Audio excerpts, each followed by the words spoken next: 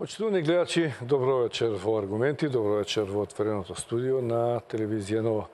Ќе говориме за актуелната политичка ситуација во Македонија после изминатите 100 дена на новата влада, во кој што нормално власта ги образложува своите чекори, позитивни и разбирливо од страна на опозицијата наидува на одредени критики, како на економски, така и на политички план.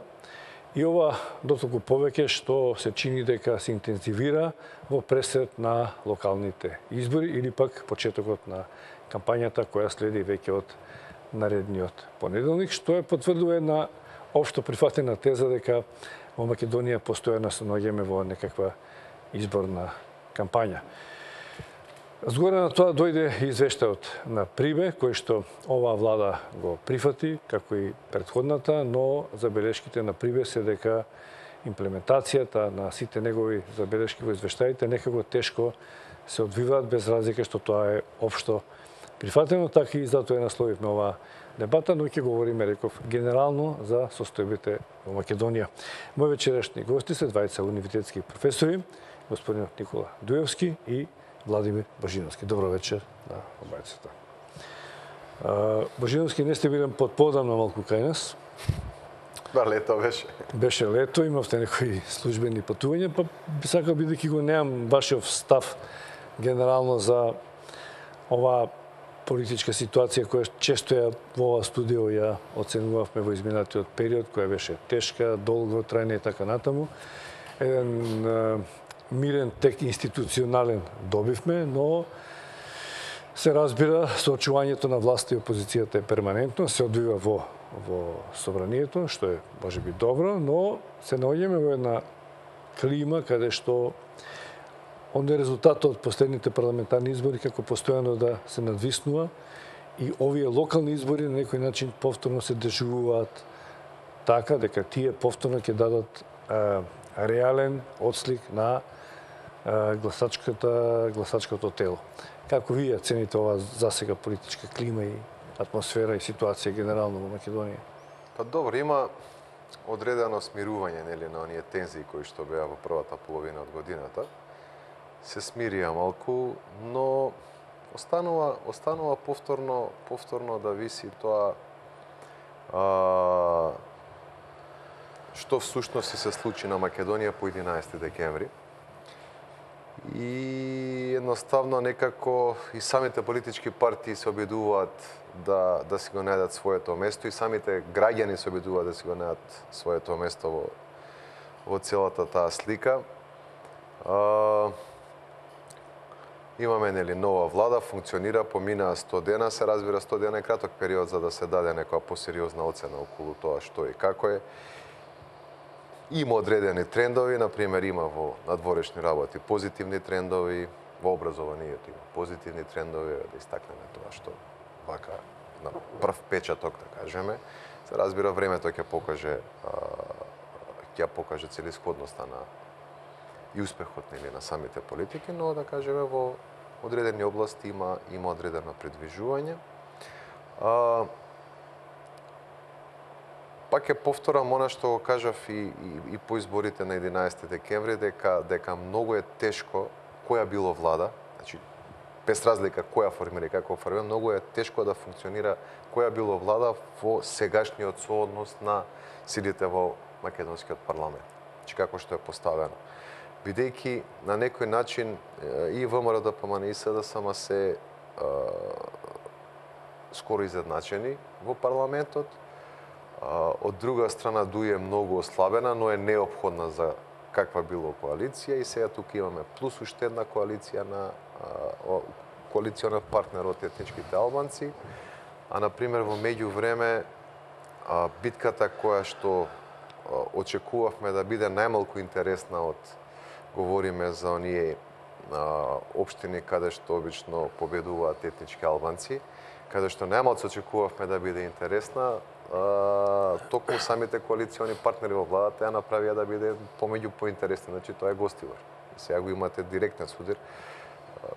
Искрено не сум направил истражување скоро за Гостивар и како стои состојбата таму, но генерално Мислам дека може да се очекува во вториот круг да бидат токму коалиционите партнери да се борат за градоначалничката позиција, која што е исклучително битна. Тетово, Гостивар и Чаир, нели, го одредуваат победникот, а особено за етничките албански партии е многу значено кој што ќе направи на локалните избори. Значи, за сите е значено, бидејќи тие се одскочна daска за парламентарни избори, но особено за етничките албански партии. Во овој контекст, каде што имаме 4 партии кои што се во парламентот и кои што ќе се борат, многу е значено да се види како таму ќе биде на некој начин, како ќе се заврши битката и од тоа се разбира. Зошто? Затоа што таму се раѓаат новите коалициски партнери? Заради тоа што особено кај албанските партии. Заради тоа што ако имаме проблем кој што се појави со самиот факт дека ВМРО-ДПМН и СДСМ како најголеми партии се скоро изедначени, имаме неколку етнички партии од етничкиот албански блок во парламентот, како ќе се рефлектира тоа на односите помеѓу нив?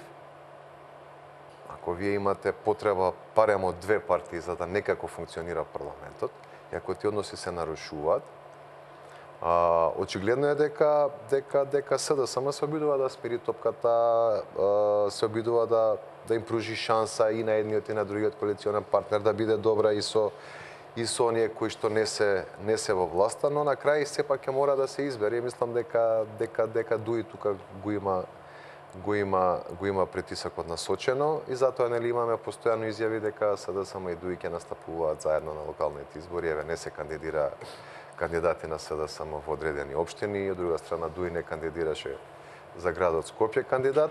На некој начин Дуи сака да се наметне како главен партнер. Тоа не му одговара на Села, затоа што Села е лидер на една нова партија, нов блок, кој што успеа да направи добар успех и кој што може да се очекува понатаму да расте. Додека Дуи беше во слободен пат во изминативе неколку години. Тоа се виде и на изборите од 11 декември. Се Дуи сака да си ги затврти тие позиции, потпирајќи се повторно на една од двете најголеми партии. Значи, Дуи преживуваше во минатото благодарение на анимозитетот што го создаде кон својот коалиционен партнер, што уствари најмногу му наштети на ВМРО-ДПМН, но Дуи ги прибираше гласовите, а сега се обидува со обратен пристап, значи со приближување. Не. Дуи смета дека го изгубија гласачкото тело заради односот на неговиот поголем коалициски партнер. Сега ми кажуват обратна теза. Значи, секогаш секој може да има свој став, не значи дека ако партијата има одреден став, дека тој треба да биде точен. Добро, сега да кажем ги парафразирам. Тие смета дека односот на ВМРО-ДПМН доведе до падот на него имаше постојано одредени судири кои што повлекува одредена етничка линија врз база на која што Дуи го билдаше својот легитимитет да владе. Ние почнавме да слушаме за економија од страна на Дуи во изминатите кога? Година-две. Претходно кај беше? Животот, подобрување на животот на граѓаните, економија, така натаму и така натаму. Да не навлегуваме тоа, друго беше поентата. Друго беше поентата. Значи, и сега имате сега нова партија, Алијанса за албанците и Села, за кој што верувам дека може да продолжи да расте. И Дуи кој што се обидува да го потисне тоа. Огромен притисок. Затоа се изначени овие локални избори. Бидејќи на овие локални избори што ќе се бираат градоначалници и локални власти, се разбира дека тој сегмент е исклучително битен. Едноставно и самите политички партии, сите политички партии, на некој начин ќе си ги измерат силите со цел да се види што и како влијаело од декември до сега. И тоа и кај ВМРО-ДПМН, и кај СДСМ, но особено кај етничките албанци. Да завршам со она што кажав, значи на почетокот реков, се уште јас стојам до она што го изјавив на 11 декември вечер или 12, дека кој и да направи владата, тогаш нели уште не се знаеше никој кој со кого ќе преговара и како ќе преговара, нас ќе ни бидат најверојатно неопходни и нови предвремени избори. Тоа Мојата процена беше можеби до крајот на оваа година, но бидејќи сега има локални избори, претпоставувам првата половина од следната Сакам за ова да поразговараме малце подоцна, го имаме како една од темите за кои што ќе предискутираме. Господин Дујовски, неизбежно да проговориме малку за политичкава ситуација. Сега во пресрет на изборите сватени така како што дел од партиите, сите партии ги доживуваат, имајќи го предвид резултатот од парламентарните избори. Но досега главно во парламентот и на политичката сцена се разговараше за големи теми, за големи прашања. Малку слушавме од програмите на локално ниво.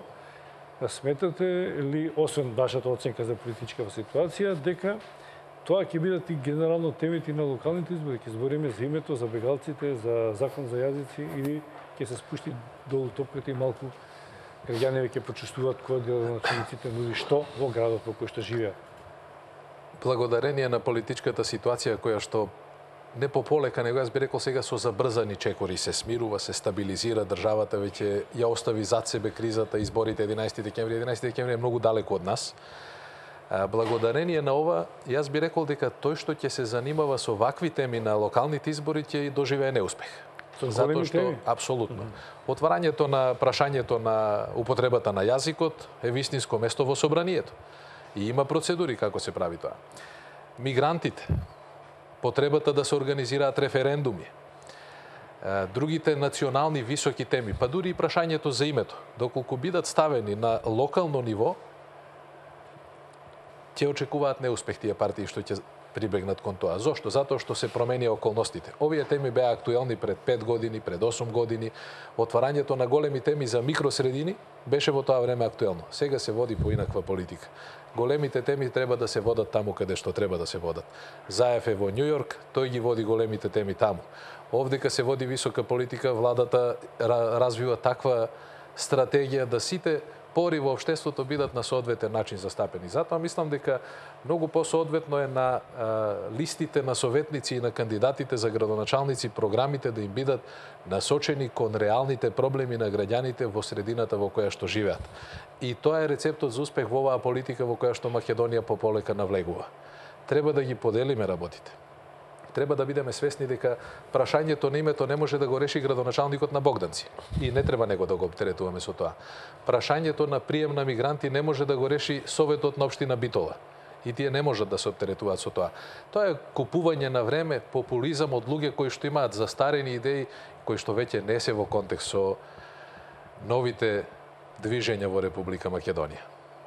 Но само едно подпрашање. Ја рековте досега се чини дека пракса беше, па дури локалните избори, централни личности што ги собираат авторитетот на лидерите беше тој што ја влечеше кампањата и на локално ниво, иако сега се говори, барем Заев рече, се бираат личности авторитетни од местата каде што живеат. Тоа секогаш било требало да биде така, меѓутоа рейтингот на лидерите на партиите и бидејќи во изминативе десетина години граѓаните дури на локално ниво како да гласаа за партии, се чини дека еднашка веројатно ќе треба да се напушти. Дали овие избори ќе биде така, не знам, но Јас очекувам да биде така, можеби не во целост, меѓутоа сигурно ќе се придвижиме во тој правец. И на претходните избори во големите градови добиваа лидерите на партиите, затоа што луѓето помалку се интересираат кој е кандидатот за градоначалник, иако можам да кажам дека Коце Трајновски доби на проектите. Не доби на политиката на ВМРО-ДПМН. Скопје доби ВМРО-ДПМН затоа што во тоа време имаше солиден кандидат кој што понуди добра програма, која што во тоа време недостасуваше кај СДСМ. И кандидатот не можеше да ги привлече гласачите како што можеше во тоа време со политиката ВМРО-ДПМН. Овде особен фактор за Скопје и за сите други мултиетнички средини се гласачите албанци, гласачите роми и сите други кои што даваат поддршка на таквата политика. Меѓутоа сега, иако бар за градот Скопје ни се познати тие што ќе бидат кандидати, не се луѓе кои што ќе се насочат на локални проекти, луѓе од повисоката политика, тој хендикеп можеби го нема Коце Трајновски, меѓутоа за Шилегов сигурно ќе биде така и затоа е потребно мудро и пополека да се обмисли добра програма која што Скопјани ќе ја препознаат. Можиновски, речи си на сите избори без исклучок, од председателски, парламентарни, па и локални, освен кога победата не била драстично јасна и голема. Еден балкански синдром и феномен на сите се победници. Така беше и на последните парламентарни избори. Можеме ли сега да очекуваме слична ситуација, да предвидиме, ако се предпостави дека, да речеме, од мнозинството, најголемото мнозинство општини, каде што е во власта на ВМРО, ДПМН и коалицијата, секој освен град, секоја нова општина за СДСМ би значила победа. Како ќе ги измериме? Има ли формула на мерење на победникот? Вкупниот број на гласачи, советниците или градоначалниците? Истото го дискутиравме на минатите избори. Според мене има неколку, би рекол, показатели кои што може да го потврдат победникот. И на локалните избори не можеме да говориме за апсолутен победник, освен ако ги нема овие четири индикатори. И затоа може да се говори за релативна победа, ако има барем 3 од 4, да кажем. Значи, прво, бројот на освоени гласови на советнички листи. Тоа се партиски гласови на советничките листнички. Кои ќе се соберат сите, колку има ВМРО, колку има СДС. Да. Второ, поголемите градови, значи поголемите општини, не градови, поголемите општини со повеќе население, тоа Гостивар, Охрид, Струга, Битола, Прилеп, Штип, Струмица, Куманово, Скопските општини, Велес, па и Кавадарци е тука, да кажеме, Радовиш и така натаму. Трет индикатор, вкупен број на освоени општини, се разбира. Кој има повеќе општини освоени. И четвртиот, градот Скопје. Затоа што градот Скопје е за изборите во градот Скопје гласаат повеќе од четвртина од вкупниот број на избирачи во Република Македонија, од оние кои што се запишани избирачи во Република Македонија.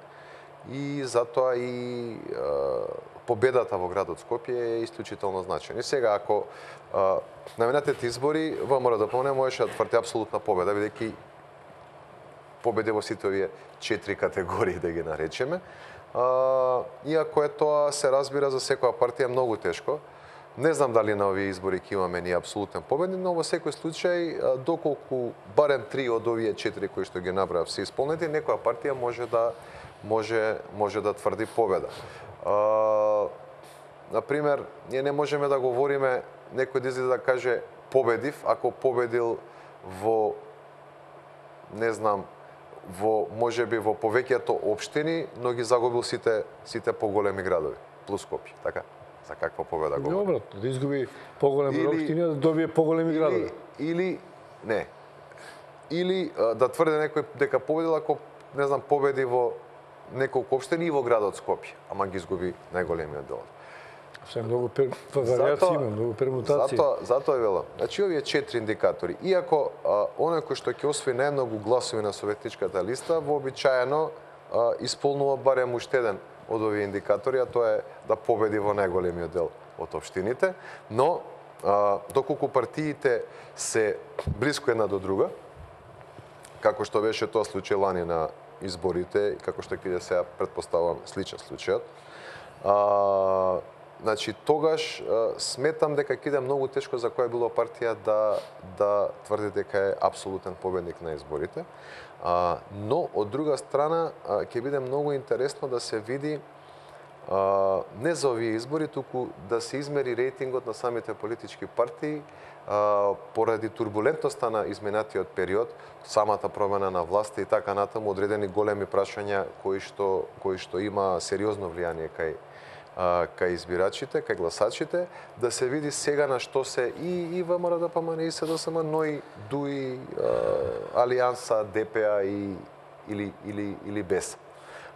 Така да ќе идат исклучително значење и тоа на некој начин ќе им биде и поттик на самите партии да бараат или да распишуваат она што ја сметам дека неминовно ќе следи, а тоа се некакви предвремени избори. Се разбира, ако успее СДСМ да освои повеќе гласови на советничките листи, на тој начин они ќе го затврстат, ќе го зголемат легитимитетот на владење. Тоа за нив е многу значено поради се тоа што се случуваше и поради самите изборни резултати, каде што беше близко блиску, ВМРО ДПМН освои 51, но власта ја формираше СДСМ, иако и они има 49, што е тука некаде, но освојањето на поголем број гласови сега ќе значи затврстување на нивниот легитимитет. И на тој начин они ќе можат после многу полесни да се одлучат за распишување на нови парламентарни избори. Друга страна, ако успее ВМРО ДПМН да освои повеќе гласови, се разбира дека ќе добие еден посилен легитимитет да бара предвремени избори, со оглед дека, пак ќе повторам, неизбежни се тие предвремени избори, на некој начин победата на локалните избори од аспект на партиските листи, дали кај ВМРО ДПМН, дали кај СДСМ, ќе им помогнат за создавањето на победничката перцепција, што е исклучително значена за она што ќе следи, дали за 3, за 6 или за 9 месеци, не е важно, но ќе следи, а тоа се предвремените парламентарни избори. И од тој аспект дополнително се значени овие избори. Да не заборавиме овие локални избори. Да не заборавиме самите локални избори и освојувањето на општините се и tekako една значена база за политичките партии, бидејќи многу е полесно да ја водиш кампањата доколку за парламентарни избори, доколку во општините каде што одиш, имаш градоначалник од твојата партија. Едноставно логистиката која што ја даваат општините, односно властите, општинските власти на партијата за парламентарните избори, се од исклучително значење и може да ја помогне на самата политичка партија да освои некој. Сметате вие дека мора да има парламентарни избори да Не, напротив, јас не само што не сметам дека треба да има парламентарни избори, него не се согласувам со Божиновски, тој постојано ги заговара парламентарните избори, но тие нема да се случат. Не затоа што ВМРО ДПМН или СДСМ сакаат така, туку затоа што е ново време во Македонија. Време е да сватиме дека изборите не решаваат ништо. Ние треба да одиме напред. Тоа новата влада и новата коалиција го прави на соодветен начин, отворивме многу врати. Со Груевски имавме избори и кога треба и кога не треба, па уназадивме во сите сфери од општественото живење. Сега сигурно не е мерило, Заев не е води таква политика, апсолутно се диаметрално различни со Груевски, да излегува на избори за да ја докажува својата сила или моќ. Се што се случува во изминативе неколку месеци оди во прилог на СДСМ и коалицијата. Ако сега имаме парламентарни избори, јас не знам кој треба да биде позагрижен, дали СДСМ или ВМРО ДПМН. Меѓутоа СДСМ доби доверба од граѓаните да води мудра политика. Ние излеговме од еден исклучително лош период на 11 годишно владење во кое што се уништија темелите на нашето општество. И се организира избори после Букурешт, се организира избори за да се провериме на локално ниво, се организира избори кога ќе му текнеше на поединецот. Власта од 61 се нарекува апсолутно мнозинство и дали се 61 или 91 не менува ништо. Ако тие креираат здрави и добри политики, нема никаква потреба за нови парламентарни избори. Не случајно циклусот е на 4 години. Треба да се креираат политики. Граѓаните да видат дека има пат и идеја која што е реална, мерлива, остварлива. Да напредуваме кон НАТО и кон европските интеграции. Нас не чека многу работа со овие министри, оваа влада, овој парламентарен состав и затоа мислам дека секое заговарање на предвремени парламентарни избори ќе оди на штета на тие што ги заговараат таквите избори. Затоа што нити се создадени условите, нити има реална потреба за такво нешто. Овие локални избори си се локални избори. Треба да размислуваме модерно. Европа бара модерни политичари во 21. век, па дури и модерни аналитичари, ако сакате. Не бара луѓе кои што зад превезот на некакви други интереси ќе повторуваат постојано дека нам ни се потребни парламентарни избори. Не е точно, апсолутно нема да се случат предвремени парламентарни избори. После изборите во октомври ќе си се формираат локалните власти кои што ќе почнат да функционираат на поразличен начин. Не смее да биде репер за централната власт тоа што градоначалникот од локално ниво е близок на СДСМ или на ВМРО ДПМН. Таквите прашања мора да ги оставиме настрана. Мора да има развој на креативни идеи, на предлози и на проекти кои што ќе значат за граѓаните подобар живот. Затоа Република Македонија се отвара кон светот. Ако успееме да се качиме на овој воз на европските интеграции, нема да бидеме оставени сами на себе да одлучуваме до каде ќе одат нашите права и слободи, туку ќе бидат гарантирани од државата. Нема да може поединецот да одлучува за тоа што јас и вие ќе разговараме, туку ќе бидат гарантирани со уставот и законите. Тоа е потребно да го направиме ние. Да имаме градоначалници од СДСМ кои што ќе му кажат не на Заев во секое време, кога ќе ценат дека е тоа правилно, а не да му ги собираат гласачите по јавните предпријатија. Такви избори сигурно нема да доживее Македонија повторно. Така кажем. Значи, ја не заговарам, нити па некој мене ќе ме послуша да направи нови предвремени избори. Така да тоа не зависи нито од мене, нито од вас дали ќе има или ќе нема, него ние може само да даеме предпоставки дали ќе има и дали ќе нема. Што однесува до мене лично, избори може да се има на секои 4 години и ние да одмориме малку од ова. Но тоа е до мене лично. Политичката ситуација кажува нешто поинако. Не се согласувам. Што кажува поинако политичката ситуација? Може да се согласувате или не, тоа си е ваше Да право. аргументираме. Тоа си е ваше право. Да. Еве По да. кои показатели вие цените дека ќе има предвремени парламентарни избори? Значи имате во парламентот во моментот едно мнозинство кое што едва ја поминува границата од 60, има 62 пратеника. Во него се 3 политички партии, 3 политички субјекти, од кои што главниот треба постојано да балансира со интересите на двата помали етнички албански партии, кои што па се во директен судир помеѓу себе. На еден пратеник нешто да не му е арно денеска, или да не може да дојде до парламент, ви имате одложување на законите, одложување на носење некои закони. Ако законите се добри, разговарајте со не, ако законите се добри. Соодветни. Еве ви Разговарајте со некој пратеник и ќе ви каже колку е лесно во моментов да се биде пратеник и да се носат закони. Значи тоа е прва работа. Ако СДСМ победи на овие избори, зашто да не распише самите они да не распишат во март или во април нови парламентарни избори? Зошто? Зошто? Да се докажуваме да имаат 70, 80, што ќе промени тоа? Него да не зависат директно од наместо да водат своји политики, да зависат да бидат медиатор помеѓу судирот кој што постои кај ДУИ и кај Алијанса за албанците. За тоа треба, значи, да се размислува и не дека јас го размислувам тоа. Значи, ја лично, мене ми е све исто дали ќе има или ќе нема избори за мене лично. Него самата политичка ситуација очигледно дека предпоставува создавање услови за нови предвремени избори. Планот 369 воопшто не предвидува нови избори, тие нема да се случат туку така. Владата гради стратегии, ние имаме многу поинакви, многу посериозни прашања од изборите. Го имаме прашањето на реформа на судството. Ќе дојде ли ден некој да одговара за криминалите што се случува во изминатите години? Ќе дочекаме ли ден да видиме да се вратат парите украдени од буџетот? Тоа може оваа влада со 62 пратеници комотно да го направи без никакви промени на законите. Без да се промени законот за судство, без било што друго. Борбата против криминалот треба да биде приоритет. Меѓутоа, ако се носат добри закони, предпоставувам, видовте денеска дека законот за минимална плата помина со 70 гласа за, го поддржа и пратениците на ВМРО-ДПМН. Тоа е парламент кој што треба да функционира и да биде во слуга на народот. Да биде услужно место каде што ќе се креираат добри закони поддржани од сите. Доста е веќе СДСМ предлага, ВМРО отфрла или ВМРО предлага, а СДСМ отфрла.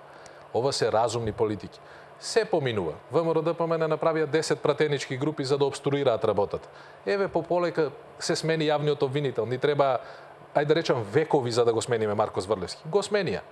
Пополека работите тргнаа кон подобро.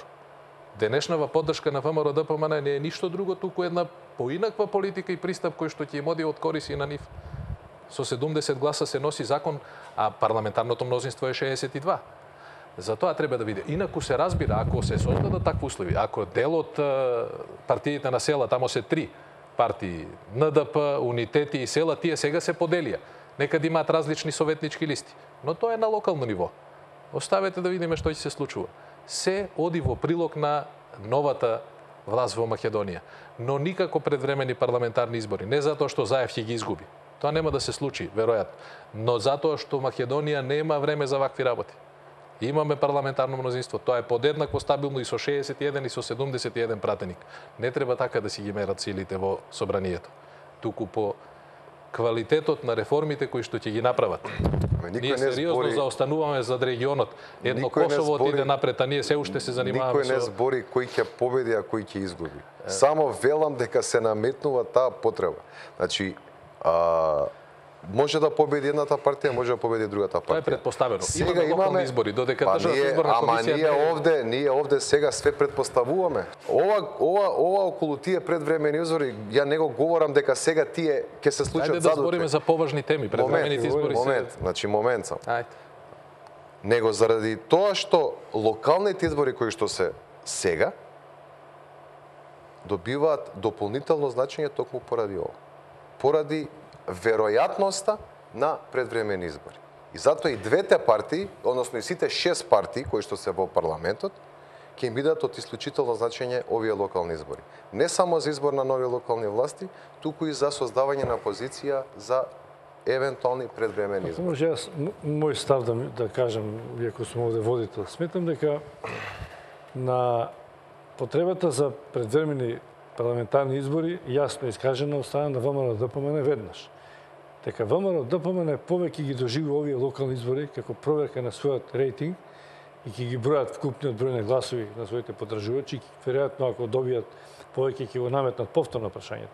Ја не верувам дека СДСМ доколку ги добие овие избори според параметрите за кои што вие говорите, по 2 или по 3, дека воопшто ќе помислува на парламентарни избори, дека Зашто да не помислува? Зашто да не помислува? Затоа што мислам дека тие веќе влегува во еден систем на соработка на ваков начин на кој што работат и дека ако е како што декларираат дека нив не им е потребно 63 за да ги маргинализираат другите партии, него да работат во... не да се маргинализираат другите. Освен ако не доживеат удар внатре од коалицијата. Па јас за тоа говорам, постои проблем, значи не зависи од начинот на владењето внатре во коалицијата. Значи не постои проблем. Затоа што се покаже дека и 63 ако имаш, не мора да значи дека ќе направиш те најдобро што ќе го направиш. Апсолутно, но и тоа се докаже дека. Не, друго говорам. Значи, ако СДСМ победи на овие избори, на нив исклучително ќе им оди во корист да организираат предвремени. Зошто која бројка би ја бркале? Не за да бркале. Ама која бројка би ја бркале за да може да значи не е за влезат во замката да бидат толку силни што ќе ги направат грешките на кои што и прибе за кои што сега вечера да говорам. Да бидат силни или послаби. Зашто го заборавате моментот дека им се неопходни моментов два партнера? Многу е тешко да одржаваш таква коалиција.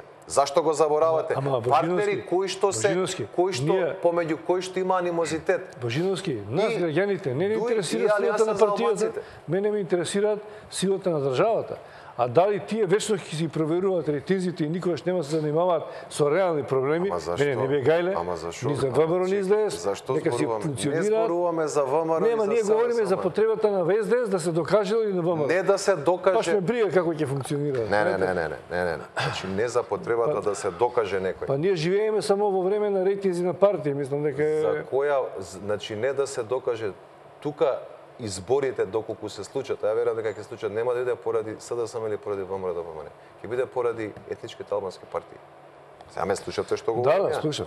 Значи не е битно дали СДСМ ќе освои повторно 49 или ќе освои 50 или ќе освои 55. Тоа не е битно. Битно е да има партнерот со кој што ќе ја направи, да кажеме, владата, да имаат 60, барем 61. Многу е тешко да задоволувате две етнички, односно две помали партии. Правите анализи и анкети. Што мислите? Тоа ви го кажа. После овие парламентарни избори од минатата година. Добро. Не е можно резултатите да се повторуваат горе-доле?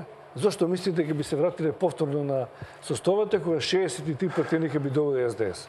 Не. Значи можеме ние да влегуваме во изборни циклуси каде што ќе се повторува истиот резултат. И албанските партии и македонските. Ја ви кажувам друго, не може да се повтори до пратеника. Зошто не? Приближно исто. Дозволи. Еве што правиме? Еве хипотетичка ситуација. Сега сам освоја 57, Дуј освојува 11. Тоа се 62 пратеника. Сосема поинаква ситуација. 3 пратеника се го праша. Сосема поинаква ситуација. За кого? За партијата? За самата коалиција и за владата. Тоа што ще полош, ако идат 11 од коалиција, па ја владата. Разговарајќи за овие прашања се дефокусираме од она што е исклучително важно за нашето општество. Не, ако не имаме многу поважни теми сега, деновиве кои што се актуелни, за кои што можеме да разговараме. Еден партнер Дајте има... да ги оставиме парламентарни. Само да... Тема, нити е што ќе биде. Мислам дека нема толку време во емисијата. Имаме колку сакаме време, значи ова мора да го решиме. Општеството ни е треба да оди напред, не да организираме. Мора да го решиме ова. Значи, ако имаш ти еден партнер, сосема поинакво начинот на владење. Во моментот имаш два партнери кои што се расправаат помеѓу себе, кои што се директни конкуренти на изборите. Ако некои ги менаџираат, Владимир, во коалицијата на ВМРО ДПМН додека беше на власт имаше 20 и нешто партии, имаше пратеници од социјалистичка, од ваква, од таква и така натаму. Не говориме за предизборни коалиции. Апсолутно мислам дека не треба да збориме за парламентарни избори. Поканете не двајцата, еве ви добра идеја, поканете не двајцата кога ќе распишат избори. Дали ќе бидат редовни или вонредни, со задоволство ќе дискутираме со Владимир на таа. Значи говориме ние говориме за значајот на овие локални избори. Затоа се наметна оваа тема. Затоа се тие позначени од стандардни локални избори. Тоа беше муабет. Одиме со рекламија, потоа малку ќе се вратиме на темата што ја наметнав како наслов на оваа емисија, а тоа се забелешките на Прибе, па ќе видиме до кај ќе дојдеме. Еве повторно во отвореното студио на телевизија Нова. Го проанализиравме делот и можните исходишта од престојните локални избори. Имаше логично несогласување околу тоа како тие ќе изгледаат и дали нужно водат кон парламентарни избори, иако веројатно некој од партиите тоа ќе се обиде да го наметне како прашање, но во меѓувреме секоја партија што ќе победи според мене ќе си го наметне како прашање. Добро, и токму на СДСМ сама ќе му одговара ако успеат да победат да го наметнат. Но во меѓувреме се расправа за битни теми во парламентот. Новата влада презема неколку чекори на меѓународен план, за економијата нема да говориме сега, но во меѓувреме стигна уште еден извештај на Прибе, човекот кој што со експертскиот тим и во првиот извештај и во вториот укажува речиси на истите потребни реформи кои што треба да ги направи било која влада што е на власт, и претходната и сегашната, и дека нема големи поместувања речиси во ништо од тоа што пред неколку години, во 2015 мисля беше претходниот извештај, а се однесува на 4 клучни области во извештајот. Значи во судство, спроведување закони и гонење на кривични дела, независни тела, регулаторни, контролни и надзорни, и медиуми и граѓанско општество, колку што можам да видам. Зошто е тешко да се спроведат овие реформи? Што е ги прифаќаат, а не може да ги спроведат? И тој кажува, едно е да се донесат закони, но во имплементацијата тешко се оди. Така е. Значи, овој извештај е подеднакво прецизен како и претходниот. Да не забораваме, Прибе не е поединец, тоа ја представува Европската комисија во Република Македонија. Има експертски тим. Има експертски тим кој што ја скенираше состојбата и пред 2 години како и сега. Особено остава впечаток тоа што во најголем дел од извештајот стои забележан е минимален напредок. Само на неколку места стои одреден напредок, што би можела да се толкува како малку поголем напредок од она што е минимално. Зошто е таа така? Прво, до пред неколку недели имавме целосна блокада на собранието од страна на ВМРО ДПМН во однос на смената на авниот обвинител. Сега почнуваат работите да изгледаат поинакви, ќе дојдат на ред и реформите во судството. Специјалното јавно обвинителство, кое што е на некој начин двигателот на промените во правосудниот систем, се уште е доста блокирано. Сега почнуваат да се релативизираат работите и таму. Експертските групи кои што владата ги формираше имаат минимален, речиси незначителен напредок во тоа што го прават во однос на предлозите за реформи во правосудниот систем. Тука е потребна многу повеќе енергија и забрзување на активностите, затоа што Македонија нема толку време.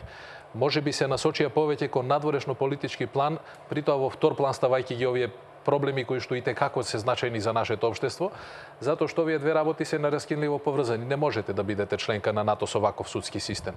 Тоа нема да не се случи. Грција утре да рече окей, се согласувам под тоа име да биде Македонија членка, ние не сме подготвени. Тоа е факт. И годините наназад и сега за жал се уште провејува она дека кај нас се носат закони само за да се донесат. Имплементацијата изостанува затоа што имаме слаб капацитет на јавната администрација, слаб капацитет во судството, слаб или речиси никаков капацитет во јавното обвинителство. Затоа се потребни луѓе. Не е потребна само политичка волја, туку е потребно некој кој што може тоа да го спроведе и имплементира. Во Министерството за внатрешни работи министерот, директорите и неколкумина началници се променети. Тие секојдневно доживуваат најразлични обструкции од луѓето кои што треба да ги спроведуваат реформите кои што се носат на стратешко ниво. И со тој проблем веројатно се соочуваат и многу од останатите министри во владата. Верувам дека ќе треба да помине уште одредено време за луѓето конечно да сватат дека мора да се отвориме и законите од декларативни да ги правиме суштински. Реформите од декларативни да ни станат реалност. Сега тоа не е случај, затоа што за жал до тој степен ни беше заробено општеството. Ја цитирам Европската комисија, сум го повторил повеќе пати во извештајот од пред 2 години, вели дека Македонија е заробено општество. Работите не можат да се променат преку ноќ. Кога имате општество во кое што не важат правила и стандарди, промената на власта не мора да значи ништо. Може да значи само почеток за такво нешто, а потребно е и време и сериозна волја од секој од нас, дури од поединците на микрониво, за да ги правиме промени. Професоре, само две прашања, ве молам да ги дообјасните. Дали тогаш овој извештај преуранет, кој доаѓа само после 100 дена новата влада, како да се однесува повторно на минатата влада? Се разбира, извештајот не се однесува за последниве 100 дена. Извештајот е затворен предходно, пред годишните одмори. Не требаше да се почека некој време за да даде импулс и да ги оцени и активностите, макар минимални на оваа влада што направи. Дури што повеќе, доаѓа една забелешка која е можеби организирана, што ја споменавте. Предупредување една заробена држава да не продолжи оваа влада со истиот систем. Тоа е сериозно предупредување до оваа влада. Дали насетува дека одиме во тој правец или е само теоретски еден совет на добар човек, пријател на Македонија, кој што укажува дека не случајно можеме да дојдеме во иста ситуација? Извештајот не е преуранет, извештајот е подготвен во време кога е планирано. Прибе со неговиот тим беше тука, превземаше сериозни активности. Меѓутоа, насоките кои што ги добива оваа влада од овој извештај и поддршката која што може да ја чувствува и како парламентарно мнозинство се особено значајни. Зошто? Затоа што нашето општество степен по степен се ослободува, прво да речам се департизира, почнуваат да се градат одредени стандарди и затоа е многу важна поддршката што ќе се даде. Гледаме дека во судството и ден денеска се случуваат многу неразумни постапки, многу неразумни и нелогични процедури. Затоа е важно да се нотира, затоа е важно што Прибе го нотирал. Добро е кога од страна се гледа. Ние може да мислиме дека сме најдобри на цел свет, ама друго е кога гледате од страна, како што Прибе и неговиот тим забележува, да се види дека судиите кои упорно ќе продолжат да се противат на правосудните процедури ќе може да се соочат со одговорност. Затоа никогаш нити е доцна, нити е рано. Тоа или го правите, или не го правите. Но особено треба да внимаваат на забелешката една заробена држава да не се претвори во дрга. Ние сме ранливо општество. Луѓето овде се навикнати на поинакви прашања. Доколку ни се случи такви работи да почнат да се манифестираат кај новата влада, би било погубно, би било многу лошо. Тогаш не Прибе 101 Прибе да имаме нема да ни помогнат. Меѓутоа мислам дека со вниманието со кое што се настапува на реформите и со пријателствата кои што се градат и во Брисел, и во регионот, и во Соединетите Американски држави, ќе почнеме да ги применуваме стандардите кои што важат и на друго место. Самоволието или волјата на поединецот треба да бидат исклучени. Добро е што и ВМРО ДПМН ќе се реформира, па велат дека и во нивниот статут ќе стават дека повеќемина ќе одлучуваат за одредени прашања, не само еден. Владата е орган во кој што не одлучува премиерот и не треба да одлучува премиерот. Таму има многу луѓе кои што со својот капацитет треба да дадат придонес на сите овие реформи. Како и во собранието. Знаете ли дека се уште немаме подпредседатели на собранието? Џафери беше избран пред 150 дена од прилика. За какви реформи зборуваме? Не може да се тргне човекот од столчето, не може да си ги обавува државничките работи. Не случајно се предвидени толков број на подпредседатели. Добро, мете, рейтингот многу расте. Гледате во некои од анкетите има рейтинг поголем од некои други политичари. Барем според Ири, сега да не збориме за другите анкети. Го користите или не го користите, знаете. Меѓутоа, реалност е дека парламентот треба да има подпредседатели. За бројот и како ќе биде, тоа е друго. Но не може парламент во една демократска држава во која што владата функционира да немате подпредседатели на собранието. Ова значи дека ние се уште на реформите гледаме само декларативно. За жал. Како гледаме на забелешки или извештаи на Приве Божиновски? Колку се тие сериозни? Колку имаше различни толкувања дека... Знаете како е? Проблемот е кај нас што ние немаме она привлечна сила која што ги тера политичарите да работат ги тераше во Централна и Источна Европа, она е отворање на преговорите со Европската Унија. Најголемите реформи се прават токму со отворањето на преговорите и тие реформи генерално би требало да завршат, не беше тоа случај со сите држави, но генерално би требало да завршат со самиот прием на државата како нова членка во ЕУ.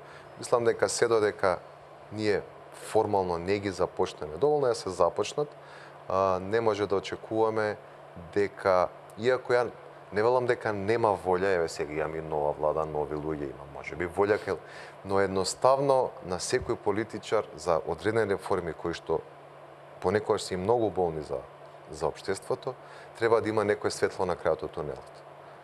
Сите централно и источно европски држави едноставно велеа: мора да го направиме ова, ќе влеземе во Унијата за 5 години, за 6, за 7, за 4, не е битно. На тој начин се издржуваат тие реформи. Кога ќе го имаме ние повторно тој морков на маса, многу полесно и ќе тече. Се до тогаш е многу тешко. Дури и да има волја. Дури и да има волја, значи реформите може да почнат да се спроведуваат, потребни се во многу сегменти, да не речам во сите, но темпото на нивно спроведување е едно доколку ние имаме отворен пат и би рекол загарантирано членство во Унијата, дека со отворањето на преговорите едноставно би требало за неколку години, 5, 6, 7, 8 да се затворат и да станеме членка. Доколку го немаме тоа, све некако потешко иде. Што значи дека на некој начин треба да се создаде одреден консензус во самото општество и да се види што на нас ни е потребно за да тргнеме на тој пат. И за жал тука неизбежно на тој пат ќе се најде и спорот со името. Одиме со уште еден блок реклами, а потоа продолжуваме со уште неколку прашања доколку имаме време да ги проанализираме подлабоко. Еве сме повторно во отвореното студио, Владимир Божиновски и Никола Дуевски. Во вториот дел разговаравме за важноста на спроведувањето на реформите кои Приве експертскиот тим ни ги припишува веќе 2 години и констатираме дека имплементацијата тешко оди, дека реформите се тешки, до точката каде што се констатираше дека можеби Божиновски вели додека не се реши спорот со името, ако можам да парафразирам, дека тешко како поттик ќе доаѓаат обидот за реформи. Дуевски, сметате дека името ќе биде... Не дека не се реши името, дека не почнеме преговори со ЕУ.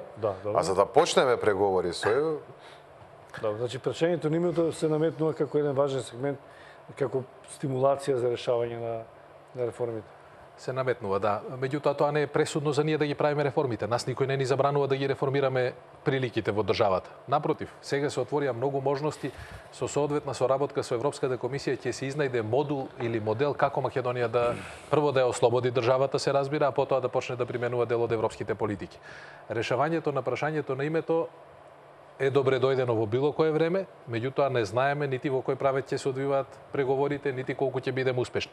Не смееме да чекаме. Реформите се битни сега, во овој момент. Затоа е важно овој извештај на Приве што поскоро да се земе многу посериозно и да почнеме да работиме приоритет да се даде на тие реформи.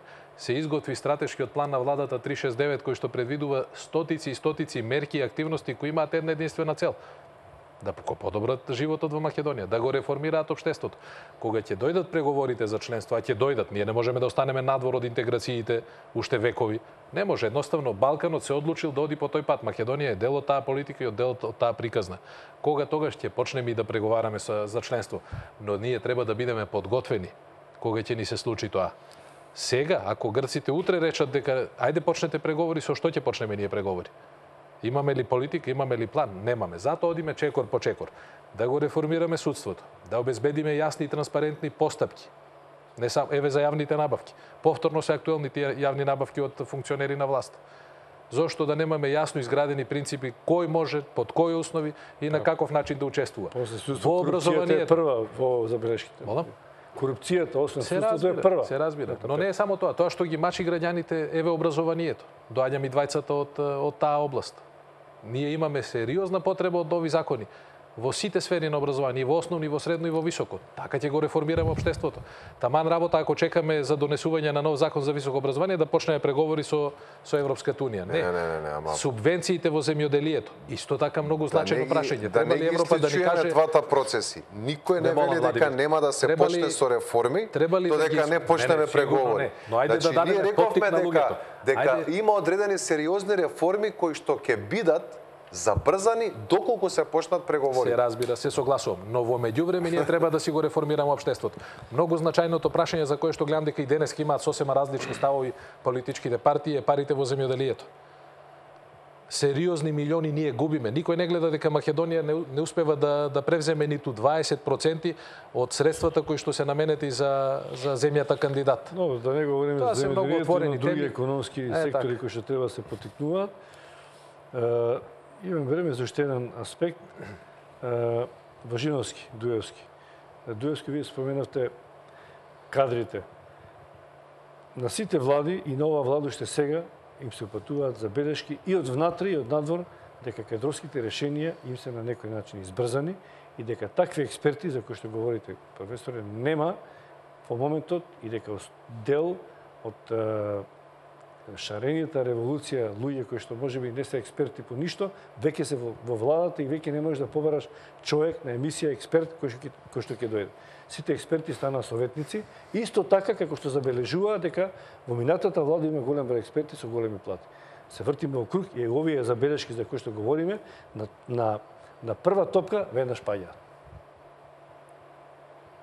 Што мислите? Вие обајцата, да. Имате став веројатно за овие луѓе што се дел. Неќем поиминечно да ги кажам, но се залагаме за експерти, за оние вели Дуевски кои што ќе му речат на Заев, не е така председател, вака и вака ќе биде. Не знам тоа ќе се случи некојаш во Македонија. Се повеќе луѓе кои што се стручни во одредена област се обидуваат можеби да бидат вклучени во политичките и во другите општествени процеси, но не директно. Значи, добар дел луѓето станно не сакаат да бидат дел од кој било естаблишмент, од која било влада. Од друга страна, ја никогаш не сакам да осудувам некој пред време. Да видиме што ќе покажат. Ама Божиновски, вие говорите дека има коалиција од партии. Партиите се прават од интерес. И тоа е логично да секој премиер им должи на таа партија во коалицијата да им обезбеди места, директорски функционери. Но што бараат невладини организации кои што се бореле, кои што треба да имаат свој придонес, за кој што говори и Приве, да влезат во политиката, а се залагале дека тие немаат потреба од тоа. Сега, значи, и сега се и ниф им должили премиерот. Сега више тие не се невладени организации, невладени и личности, туку едноставно си се дел од владата. Оне кој што е надвор, тој може да се, значи, имаш нели влада и невладени. Самото цивилно општество и луѓето кои што делуваат во самиот систем, затоа се прави таа разлика. Значи има дел од државата како структура, луѓе кои што се дел од државата како структура и кои што ги спроведуваат реформите, и луѓе кои што се надвор од државата како структура, но ги поттикнуваат, ги инициираат, ги наблюдуваат, ги надледуваат. Тоа е тој невладин сектор кој што се труди да тоа значи дека партиите се се уште атрактивни за сите. Значи таму лежи плати, некои бенефици, значи зошто секој би сакал дојде? Не се за сите. Не се за некој да, не се за сите. Пак ќе повторам. Да видиме што ќе направат тие кои што се влезени. А како ќе знаеме што ќе направат? Ќе седат таму ќе земат плата. Не. Значи ти веќе кога земаш некој како советник, ти очекуваш дека тој советник, пример, треба да даде одреден допринос за некоја реформа која што треба да спроведеш. Веднаш ќе се види ако таа реформа која што се спроведува чини или не чини. Но кога ќе видиме после кога ќе заврши владењето? Ние сега да знаеме колку советници имало владата на Груевски, колку плата земали и што ги советувале. Така ќе треба да чекаме и оваа влада да заврши. Самите реформи се гледа дали тие луѓе што се директно вклучени внатре ги бива или не ги бива. И у самите сектори. Вие секогаш имате одреден сектор кој што е добар, друг сектор кој што е лош. И ќе видиме тогаш кој е добар, кој не е добар. Да не правиме, секогаш е потребно да има луѓе кои што ќе им помагаат на политичарите, кои што бидат вклучени во како советници во самата таа влада. Јас знам некој дел од советниците што се на Добро, јас знам. Например, има многу квалитетни луѓе, што ми се познати пријатели и така натаму, кои што знам дека може да дадат свој допринос. Сега за овие кои што ги говорите тие, дали е тоа ради некаква заслуга, дали е тоа ради некаков квалитет, ви реков, зошто да земам некој да ме биде советник, да му давам плата, ако немам никаква корист од него. Така да, ако не ги бива, ја верувам дека за 2-3 месеци... Дуевски? Кадровските решенија се многу важни. Извинете. Тие се исклучително важни, дека тие одредуваат и самата доверба која што ќе има владата. Ако работиш добро, таа ќе се качува, ако не работиш добро... Но кога имате силна или голема опозиција, таа секојаш ќе укажува на тоа. Се разбира дали е... Здравите политики што ги креира опозицијата се многу важни за секој општество. И тие можат да се пресликаат на наредните парламентарни избори како добро или лошо по опозицијата или по власта. Мојот став е малку поинаков, јас сакам да гледам малку пошироко на се ово или можеби малку поидеалистички. Прво, Заев успеа во распределбата на директорските места да ја прошири коалицијата на СДСМ на многу повеќе партии. Тука е партијата на Љубе Бошковски, тука е Стојан Чангелов, тука е, предпоставам, по многу локални места веќе и Љупчо Георгиевски се неговата партија, Павле Таранов нема да биде надвор од сето тоа, и така беше распределен оној колач од директорски места во владата. Што се однесува до работата на советниците кои што беа извлечени, да речем, од шарената револуција, за мене можеби е разбирливо затоа што не имаме болно општество. Нема многу луѓе кои што овде се занимаваат со тоа што се занимаваат вистински и на професионален начин. Но од друга страна, многу е поважно прашањето на личната одговорност на секој од вас или од нас. Јас на моето работно место, вие на вашето работно место. Не треба да бидам советник во кабинетот на председателот или на премиерот за да придонесам во реформите. Секој кој што има капацитет, и тоа веројатно се обидува Заев да го направи, да го покрене општеството на еден таков начин. Тие се малкумина, нека се 100 души, тие ќе ни го реформираат општеството, не доаѓа во предвид. Треба сите ние да придонесеме, а тие да ги овозможат само условите. Да не сопираат, да не ни кочат таму каде што реално нема потреба. Инаку, пристапот кој што го имаат во владата, да луѓето кои што беа дел од шарената револуција сега си советници во кабинетот на председателот, нити се голем број, нити е нешто страшно сето тоа.